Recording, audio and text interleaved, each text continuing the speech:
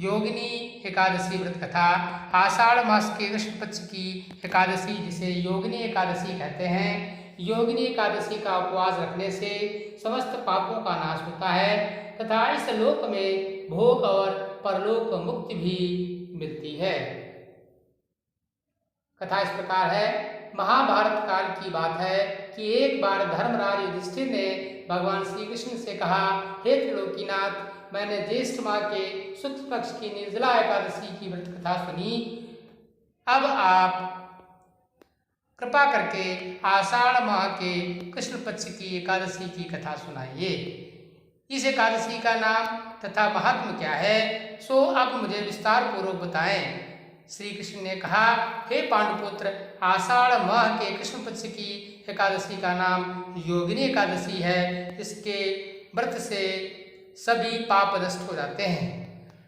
यह व्रत इस लोक में भोग तथा परलोक में मुक्ति देने वाला है।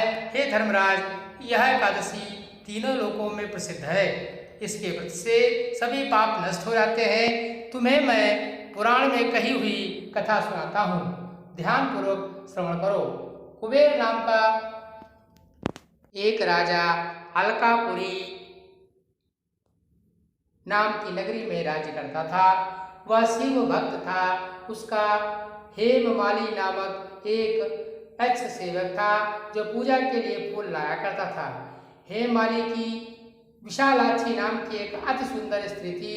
एक दिन वह मानसरोवर से पुष्प लेकर आया, किंतु कामासक्त होने के कारण पुष्पों को रखकर अपनी स्त्री के साथ रमण करने लगा।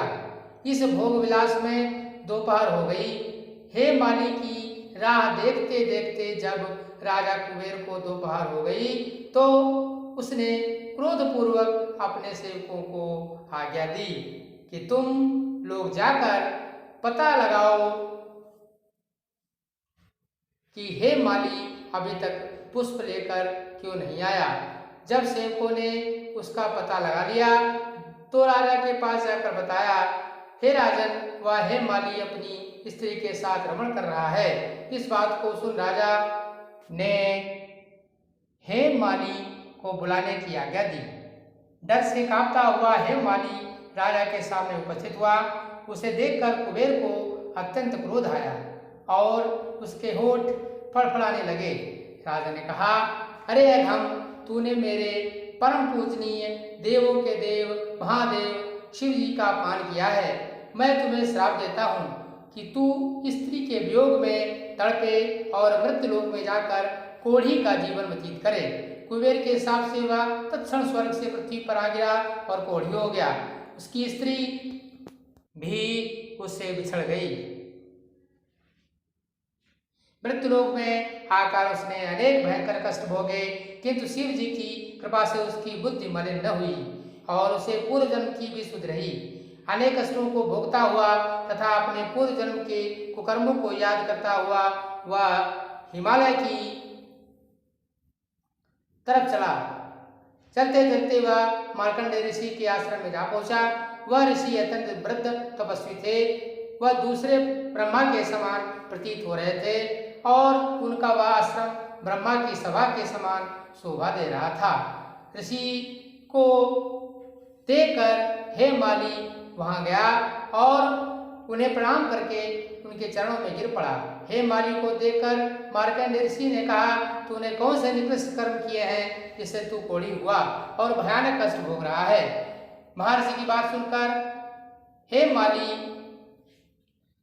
बोला, हे श्रेष्ठ, मैं राजा कुबेर का अनुचर था। मेरा नाम हेममाली है।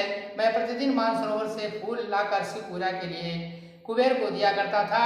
एक दिन पत्नी सहवास के सुख में फंस जाने के कारण मुझे इस समय का ज्ञान नहीं रहा और दोपहर तक पुष्प न पहुंच सका। तब उन्होंने मुझे शाप दे दिया कि तू अपनी स्त्री का वियोग और मृत्युलोक में जाकर कोढ़ी बनकर दुख भोग। इस कारण मैं कोढ़ी हो गया हूँ तथा पृथ्वी पर आकर भयंकर कष्ट भोग रहा हूँ। अतः कृपा करके आप ऐसा कोई उपाय बतलाइए जिससे मेरी मुक्ति हो। मार्कंडेय ऋषि ने कहा, हे माली, तूने मेरे सन्मुख सत्य वचन कहे हैं, इसलिए मैं तेरे उद्धार के लिए एक व्रत बताता हूँ। यदि तू आषाढ़ माह के कृष्ण पक्ष की योगिनी नामक एकादशी का विधान पूर्वक व्रत करेगा तो तेरे पाप नष्ट हो जाएंगे। महर्षि के वचन सुनकर हेममाली अति प्रसन्न हुआ और उनके वचनों के अनुसार योगिनी एकादशी का विधान पूर्वक व्रत करने लगा। इस व्रत के प्रभाव से अपने पुराने स्वरूप में आ गया और अपनी स्त्री के साथ सुख पूर्वक रहने लगा। भगवान श्री कृष्ण ने कहा, हे राजन, इस योगिनी एकादशी का व्रत का फल 88,000 ब्राह्मणों को भोजन कराने के बराबर है। इसके व्रत से सभी पाप नष्ट हो जाते हैं और अंत में मोक्ष प्राप्त करके प्राणी स्वर्ग का अधिकारी बनता है। जय श्री कृष्ण, जय श्री कृष्ण।